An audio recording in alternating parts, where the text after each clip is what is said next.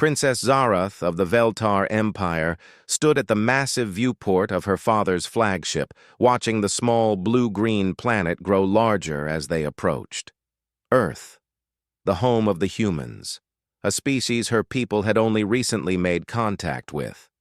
Her delicate, silver-scaled fingers traced patterns on the transparent aluminum as she contemplated her fate. The marriage alliance had been her father's idea, of course. Emperor Velkan the Mighty sought to expand his empire's influence, and these humans possessed something valuable: rare earth elements that were essential for their advanced technology. In exchange for mining rights and a formal alliance, the humans had requested a marriage bond between their species. It was an ancient practice among many galactic civilizations, though Zarath had never imagined she would be the one chosen for such a duty. "Your Highness," came the melodic voice of her personal attendant, Lisa. The young Veltar female approached with graceful steps, her movements fluid like liquid mercury. "The diplomatic reports on your intended mate have arrived." Zarath accepted the data tablet with a heavy sigh. The human male chosen for this arrangement was named Marcus Chen, apparently some sort of leader among their kind. The holographic display showed a creature that looked remarkably similar to the Veltar, though without scales and with that peculiar hair covering on their heads. He appeared smaller than she had expected, perhaps 2 meters in height compared to her own impressive 2.5 meters. His build seemed lean, almost fragile compared to the robust physiology of her people. "He looks so delicate," Zarath murmured, zooming in on the images. "Are we certain these humans are truly sentient? They seem more like the flower petals that grow in our palace gardens." Lisa peered over her shoulder, her own silver scales shimmering in the ship's artificial light. "The reports say they only recently achieved space flight, Princess. Perhaps they evolved differently due to their peaceful nature. Look at his hands, so small and soft-looking. Nothing like the strong talons of our males." Zarath studied Marcus's features more carefully. His eyes were dark, almost black, set in a face that seemed designed more for gentleness than strength. There were no visible scars, no battle markings. None of the traditional signs of warrior prowess that Veltar culture valued. His skin appeared smooth and unmarked, suggesting a life free from conflict or hardship. "Father's military advisors assure me that humans pose no threat to our empire," Zarath said, setting down the tablet. "They have no real weapons, no advanced military technology. Their idea of conflict seems to be throwing small metal projectiles at each other. How primitive." The princess had grown up hearing stories of great warriors and conquerors. Her own people, the Veltar, were renowned throughout the galaxy as fierce fighters. Their homeworld was a harsh place of volcanic mountains and acidic seas, which had forged them into a race of incredible physical strength and endurance. An average Veltar could lift 3 times their own body weight and had reflexes fast enough to snatch flying insects from the air. "Perhaps that is why they sought this alliance," Lisa suggested. "They must recognize their own weakness and desire the protection of our mighty empire." Zarath nodded thoughtfully. It made sense from a strategic standpoint. The humans offered resources, while the Veltar provided protection and advanced technology. It was a relationship that had worked well with several other species over the centuries. The weak sought shelter under the strong, and everyone benefited. As their ship entered Earth's atmosphere, Zarath felt a mixture of curiosity and resignation. She had accepted her duty to her people, but she couldn't help feeling disappointed by what lay ahead. A life bound to such a fragile creature seemed less like a marriage and more like adopting a pet. How could she ever respect someone who possessed none of the strength and valor that Veltar culture prized? The landing ceremony was elaborate, with hundreds of humans gathered in what they called Washington, D.C. Zarath was struck by how small they all seemed as she descended the ramp of her shuttle. Even their leaders barely reached her shoulders. Their military honor guard carried those primitive projectile weapons she had read about, and their formal uniforms looked more decorative than functional. Marcus Chen stepped forward to greet her, flanked by other human officials. Up close, he was even more delicate-looking than his photograph suggested. His hand, when he offered it in the human gesture of greeting, felt warm and surprisingly soft in her scaled palm. She was careful not to squeeze too hard, afraid she might accidentally crush the fragile appendage. "Welcome to Earth, Princess Zarath," Marcus said in carefully practiced Veltar. His accent was terrible, but she appreciated the effort. "We are honored by your presence and look forward to the union of our peoples." His voice was gentle, almost musical, lacking the deep resonance that Veltar males used to demonstrate their dominance. When he smiled, it was with genuine warmth rather than the calculated display of strength she was accustomed to from potential mates of her own species. "Thank you for your greeting," Zarath replied in English, which she had been studying for months. "Your world is very beautiful from orbit." The diplomatic reception that followed was a study in contrasts.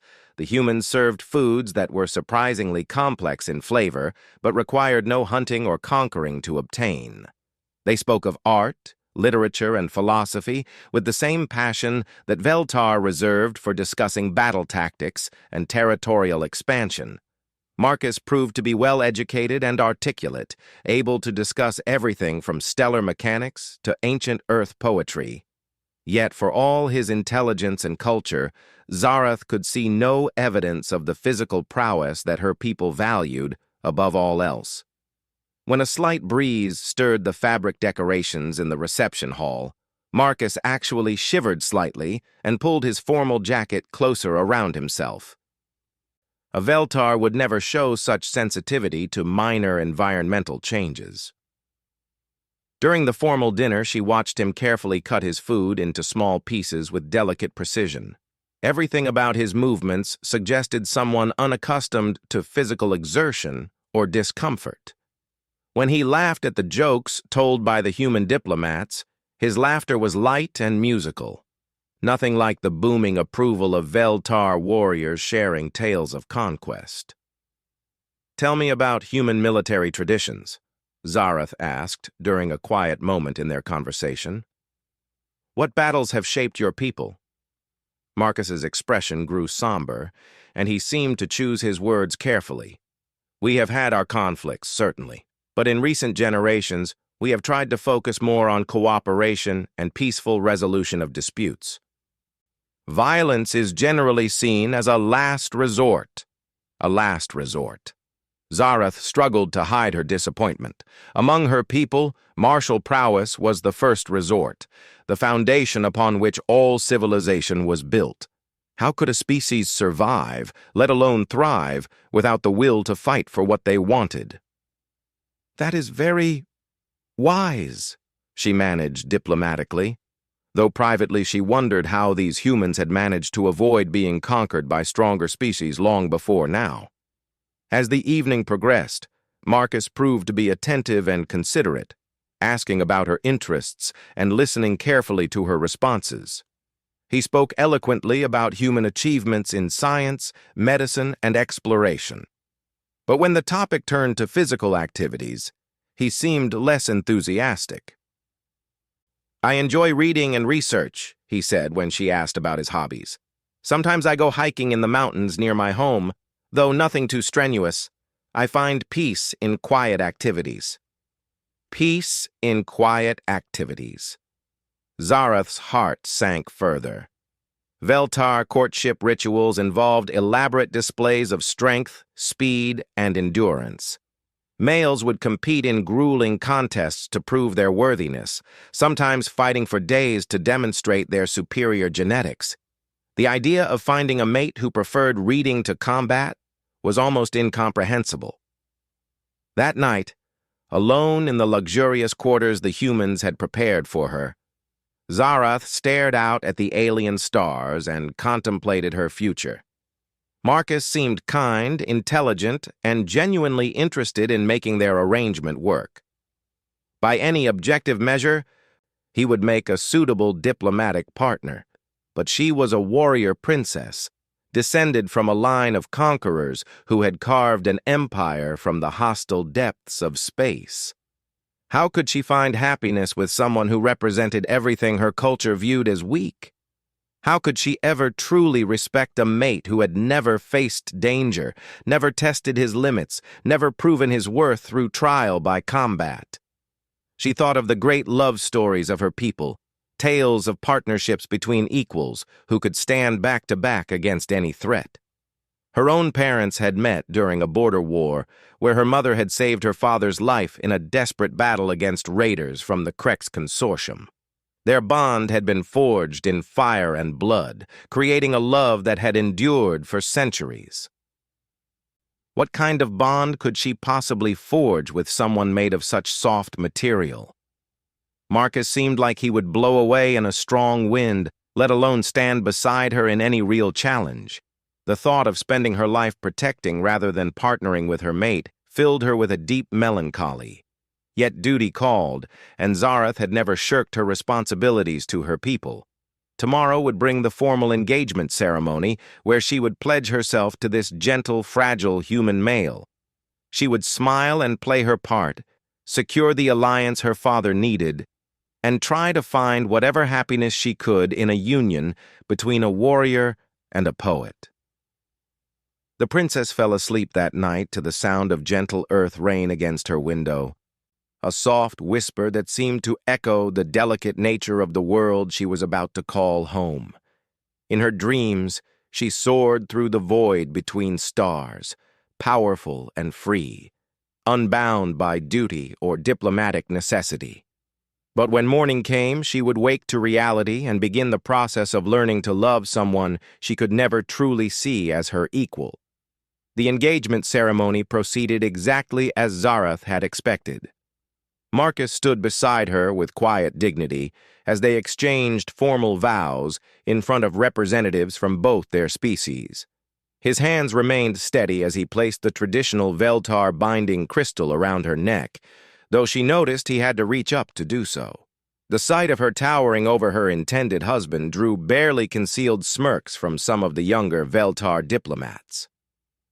"By the ancient laws of alliance," Emperor Velkan intoned from his position at the ceremonial podium, "let our peoples be joined in mutual prosperity and protection."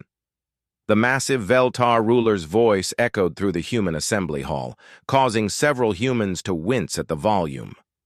Marcus's response was delivered in his soft, careful tone.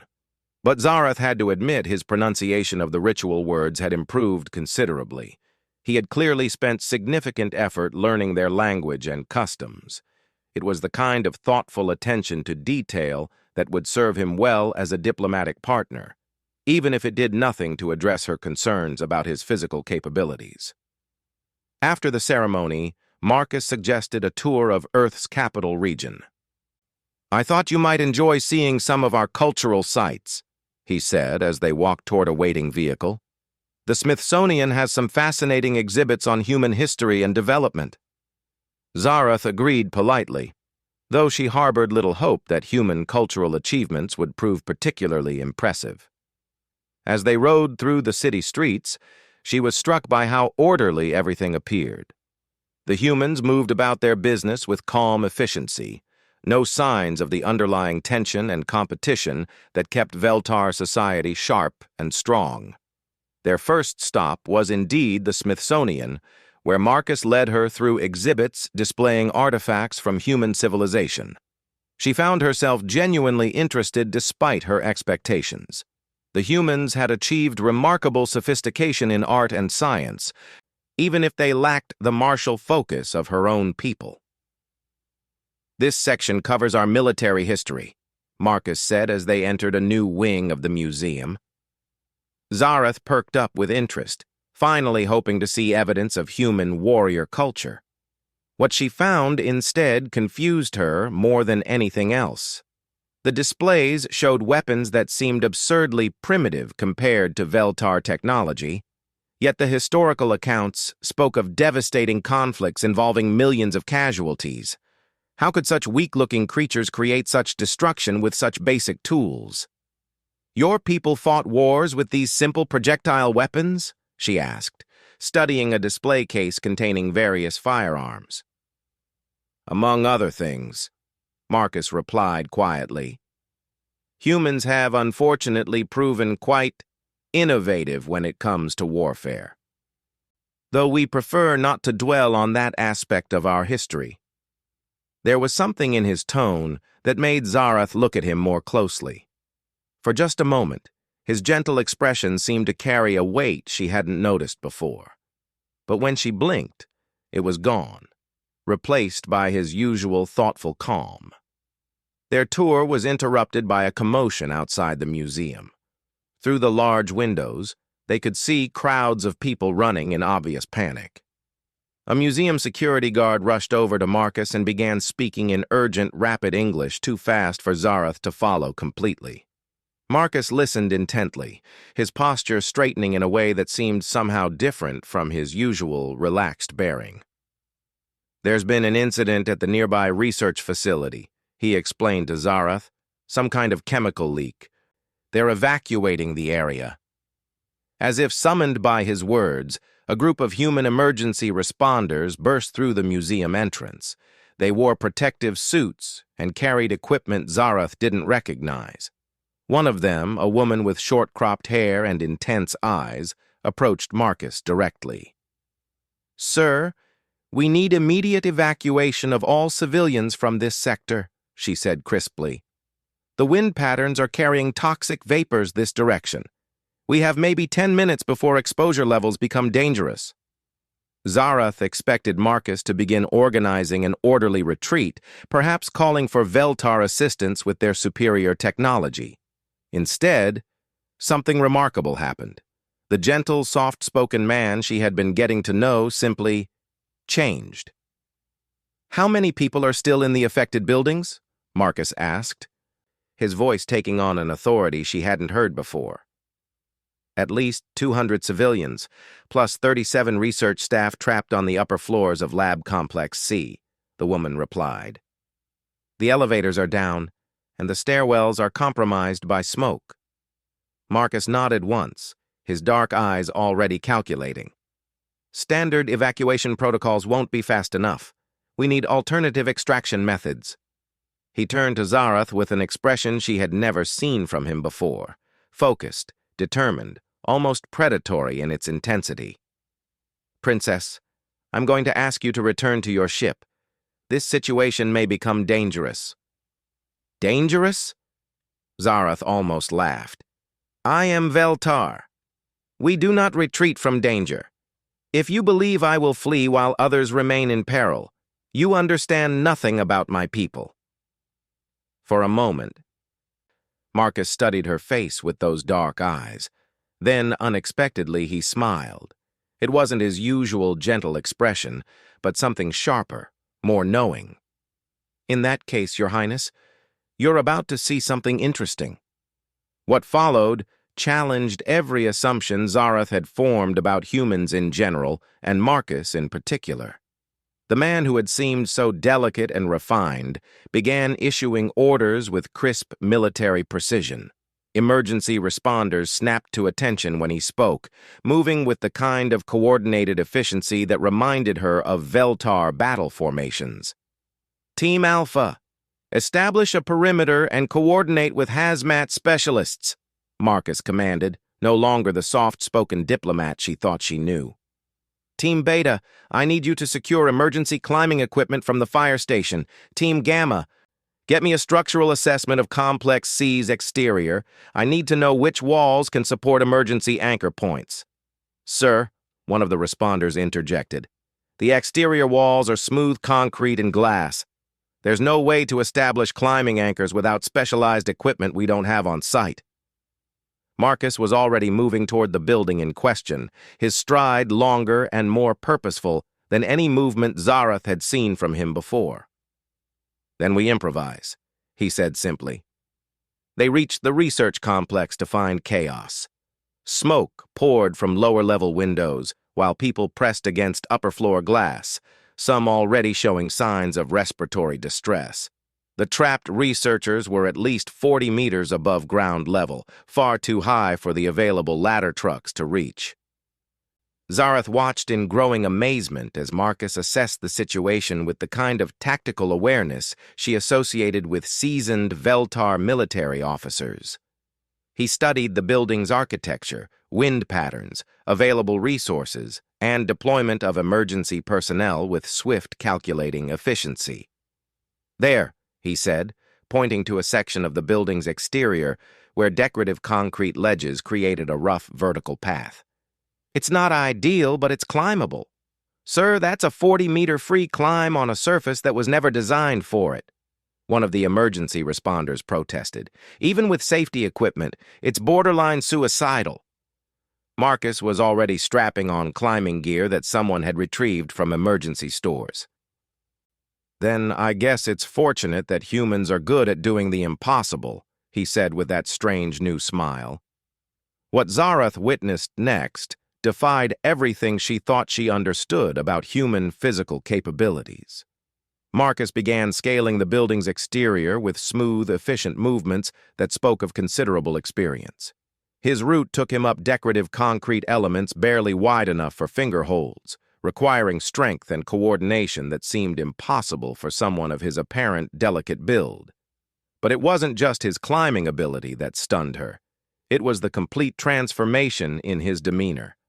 Gone was the gentle, almost fragile academic who had greeted her yesterday. In his place was someone who moved with predatory grace, making split-second decisions under pressure with the kind of calm confidence she had only seen in elite Veltar warriors. "How is he doing that?" Lisa whispered beside her. The Veltar attendant had been watching with the same growing disbelief that Zarath felt. Marcus reached the first group of trapped researchers in just under 8 minutes, moving through a partially opened window with fluid precision. Zarath could see him organizing the evacuees with quick, efficient gestures. Then he began the most remarkable part of the rescue. One by one, Marcus lowered the trapped humans to safety using improvised rope systems that he had somehow constructed from available materials. Each descent required him to support the full weight of another person while maintaining his own precarious position on the building's exterior. The physical strength required was considerable, enough to make Zarath recalculate her assumptions about human physiology. "Your Highness," one of the human emergency responders approached her as the rescue continued. "Your fiancé is former Special Forces, military elite. I thought you should know." "Special Forces," Zarath repeated the unfamiliar term. "Elite military specialists," the responder explained. "They're trained for situations exactly like this. Mr. Chen served 3 tours in some of the most challenging environments on Earth before retiring to diplomatic service." Zarath felt the world shift around her as pieces began clicking into place. Marcus's careful movements weren't signs of fragility. They were the controlled precision of someone accustomed to environments where the smallest mistake could prove fatal. His quiet demeanor wasn't weakness, but the self-control of someone who understood exactly what he was capable of. By the time Marcus had evacuated the last of the trapped researchers, Zarath found herself looking at him with completely new eyes. When he finally rappelled down to ground level, his clothes torn and streaked with soot but his movements still fluid and controlled, she realized she had been catastrophically wrong about humans in general and this human in particular. "Everyone accounted for?" Marcus asked the incident commander, accepting a bottle of water and wiping sweat from his forehead. The transformation back to his usual calm demeanor was almost jarring in its completeness. "All personnel evacuated successfully, sir. No casualties." Marcus nodded satisfaction, then seemed to remember Zarath's presence.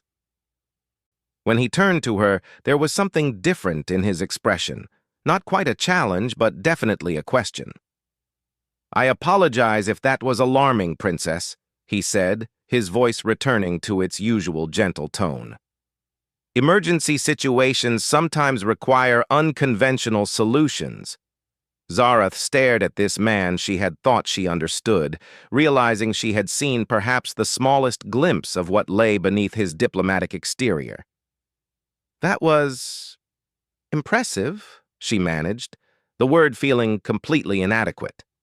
Marcus smiled, and for the first time, she caught a hint of the steel that lay beneath his gentle facade. Humans are full of surprises, Your Highness. I hope that won't prove problematic for our arrangement. As they made their way back toward the diplomatic compound, Zarath found her mind racing with new questions. How many other assumptions about human weakness had she gotten wrong? What other capabilities were these seemingly delicate creatures hiding? And most importantly, what else was Marcus Chen concealing behind his careful mask of gentle diplomacy? The soft-spoken academic who had seemed so unsuitable as a warrior's mate had just demonstrated physical capabilities that rivaled trained Veltar soldiers.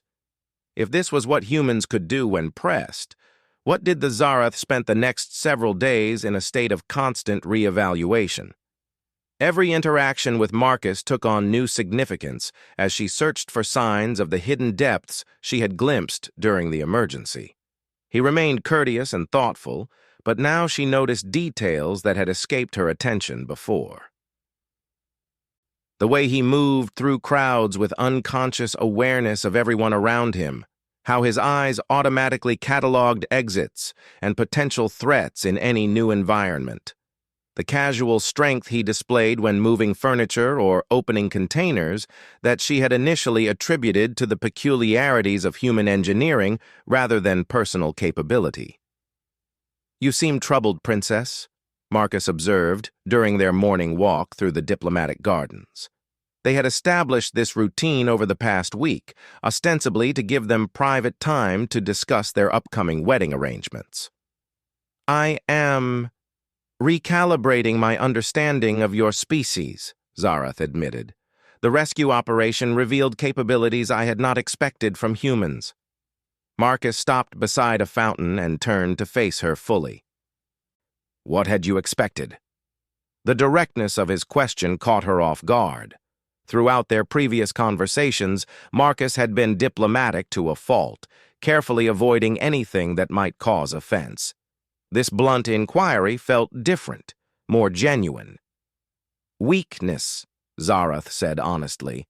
"My people's intelligence reports suggested humans were a physically inferior species that compensated through technology and cooperation. I expected fragility, not what you demonstrated. And what do you think now?" Something in his tone made her study his face more carefully. There was still kindness there, but underneath she sensed something watching, evaluating. "I think perhaps your species is more complex than our analysts believed." Marcus smiled, and this time she was certain she glimpsed steel beneath the gentleness. "Would you like to know what human intelligence reports say about the Veltar?" The question surprised her. "Your people have been studying us as well?" "Of course. Did you think we would enter this alliance blindly?" Marcus gestured for them to continue walking. "Our reports describe the Veltar as a proud warrior culture with impressive physical capabilities and advanced military technology. A species that conquered 17 star systems through superior strength and tactical brilliance." "Those reports are accurate," Zarath said, puzzled by where this conversation was leading. "They also note that Veltar society is built around concepts of personal honor, physical dominance, and the belief that might makes right," Marcus continued. "Your culture respects strength above all else and views weakness as contemptible." Zarath felt a flush of defensive anger. "There is nothing wrong with valuing strength. The universe is hostile. Only the strong survive to protect what matters." "I'm not criticizing," Marcus said mildly. "I'm simply establishing context for what I'm about to tell you." Before Zarath could ask what he meant, Marcus's personal communication device chimed with an urgent tone. His expression immediately became alert as he activated the device. "Chen here," he said crisply. The voice that responded was tense with barely controlled fear. "Sir, we have a situation. 3 Krex Consortium attack ships just dropped out of hyperspace in Earth orbit. They're demanding the immediate release of Princess Zarath and threatening bombardment if we don't comply within 1 hour." Zarath's blood turned to ice. The Krex Consortium were raiders and pirates who had been troubling Veltar space for decades. They were vicious, technologically advanced, and completely without honor. If they had come for her specifically, it could only mean one thing. "This is about the Syndicate War," she said, her mind racing through the implications. 6 months ago, I led the strike force that destroyed their primary base in the Outer Rim. They must have tracked me here for revenge. Marcus was already moving, his casual demeanor evaporating completely. "How many ships did you say?" he asked the communicator. 3 heavy cruisers, sir. Our orbital defense platforms are standing by, but they're significantly outgunned. The Krex are demanding we hand over the princess in exchange for sparing Earth. Zarath watched Marcus process this information with the same tactical efficiency she had witnessed during the emergency evacuation. But this time, instead of organizing a rescue, he was calculating the parameters of warfare against a technologically superior enemy. "Estimated time until the Veltar fleet can respond?" Marcus asked. "Minimum 6 hours, sir. The nearest battle group is 2 systems away." 6 hours. Zarath knew from bitter experience that Krex raiders could reduce a planet's surface installations to rubble in less than 1. Earth's primitive orbital defenses would barely slow them down. "I should surrender myself," Zarath said quietly. "My actions brought this threat to your world. I cannot allow innocent humans to die for Veltar honor." Marcus looked at her with an expression she was beginning to recognize, the same calculating intensity he had shown before scaling that building. "Princess, has anyone ever told you about human military doctrine?" The question seemed absurd given their current situation. "This is hardly the time for academic discussion." "On the contrary," Marcus said, his voice taking on that authoritative edge that made people snap to attention. "It's exactly the time. You see, there's something fundamental about humans that your intelligence reports missed. Something we've been very careful not to advertise to potential allies or enemies." Zarath found herself following Marcus as he strode toward the governmental complex with new urgency.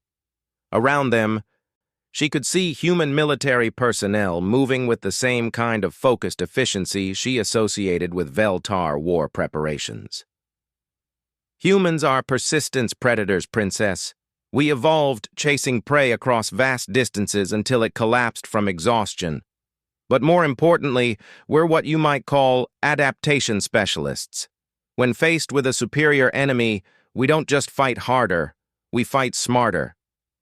They entered what Zarath had assumed was a civilian administrative building. Instead, Marcus led her into a sophisticated military command center that definitely hadn't existed yesterday. Banks of monitors showed orbital positions, weapon trajectories, and tactical displays that rivaled anything in the Veltar fleet. "How is this possible?" Zarath breathed. Staring at technology that shouldn't exist on a world she had been told was barely spacefaring. "Because, Your Highness, humans lie about their capabilities." Marcus moved to a central command console where several officers were already coordinating defensive measures. Not maliciously, you understand. But when you're a relatively small species in a galaxy full of bigger, stronger predators, survival often depends on being underestimated. The main display showed the 3 Krex vessels in stark detail. They were indeed formidable, heavily armored ships bristling with weapons that could crack planets. Against Earth's supposed primitive technology, they should have been utterly overwhelming. "Sir," one of the human officers reported, "the Krex commander is hailing us directly. He wants to speak with Princess Zarath." "Put him through," Marcus ordered. The holographic display shimmered, revealing the scarred, predatory features of a Krex war leader.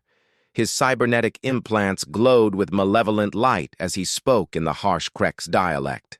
"Princess Zarath of the Veltar," the alien snarled, "you destroyed something precious to us. Now we will return the favor. Surrender yourself for execution, or we will turn this pathetic human world into a tomb." Zarath stepped forward, drawing herself to her full, imposing height. "Commander Gaxic, I presume. Still hiding behind threats against civilians, I see. Face me in honorable combat if you dare." The Krex leader's laugh was a sound like grinding metal. "Honor? From the one who used orbital bombardment against our installations? No, Princess. You will watch these soft humans burn, and then you will die, knowing it was your cowardice that killed them." The transmission cut, leaving the command center in tense silence. Zarath felt the weight of responsibility crushing down on her. These gentle humans would die because of her actions. Marcus, however, seemed completely calm. "Princess, you asked what human intelligence reports say about the Veltar. Would you like to know what they say about the Krex Consortium?" "Marcus, we don't have time for—" "They say the Krex are typical raiders, technologically advanced but tactically predictable. They rely on superior firepower and intimidation, but they've never faced an adaptive enemy." Marcus turned to his officers. "Initiate Protocol Omega." What happened next redefined Zarath's understanding of human capabilities entirely. The supposedly primitive orbital defense platforms began reconfiguring themselves, revealing weapon systems that had been carefully disguised as civilian installations. Satellite arrays that she had assumed were for communications deployed kinetic projectiles with precision that matched Veltar military standards. But that was just the beginning. As the Krex ships moved into attack position, confident in their superiority, Earth's real defenses revealed themselves. Stealth ships that had been invisible to all sensors suddenly decloaked around the raider fleet. Ground-based installations that had appeared to be industrial facilities opened to reveal weapon systems that belonged on military dreadnoughts. "You see, Princess," Marcus said as the tactical display showed human forces surrounding the suddenly outmatched Krex vessels, "humans have been preparing for this kind of encounter since we first reached the stars. We knew we would eventually meet species with superior individual strength or advanced technology, so we adapted." The Krex commander's voice crackled over communications again, but this time his tone was different, uncertain, almost afraid. "What is this? These readings cannot be accurate. Humans are primitive." Marcus stepped to the communication console, his diplomatic mask completely gone. What Zarath saw now was something that made her reassess every assumption about human nature. This was a predator revealing its true form. "Commander Gaxic," Marcus said in perfect, unaccented Krex, "you are surrounded by 47 ships equipped with weapons specifically designed to counter Krex armor and shields. You have 30 seconds to surrender, or we will demonstrate why humans survived long enough to reach the stars." The silence that followed was deafening. Zarath stared at the tactical display, counting the human vessels that had appeared around the Krex fleet. Everyone was armed and positioned with mathematical precision that would have impressed Veltar tactical analysts. "This is impossible," the Krex commander snarled. "Human military capability is documented. You are weak." "We are patient," Marcus corrected. "There's a difference." What followed was the most one-sided space battle Zarath had ever witnessed. The Krex ships, designed to overwhelm primitive opposition, found themselves facing weapons and tactics they had never encountered. Human vessels moved with coordination that suggested shared consciousness rather than individual command. Their weapons targeted not just armor and shields, but specific psychological pressure points calculated to maximize Krex fear responses. Within minutes, all 3 Krex vessels had surrendered unconditionally. "How?" Zarath whispered, watching as human ships herded the defeated raiders toward detention facilities that definitely hadn't existed when she arrived on Earth. Marcus turned to face her, and for the first time since they met, she saw him completely without pretense. The gentle diplomat was gone, replaced by someone who radiated quiet, confident danger. Humans are ambush predators, Princess. We evolved to track, study, and eventually overcome prey that was bigger, stronger, and faster than us. When we first encountered galactic civilization, we realized we were once again the small predator in a universe full of larger threats. He gestured to the displays around them. So we did what humans do. We adapted.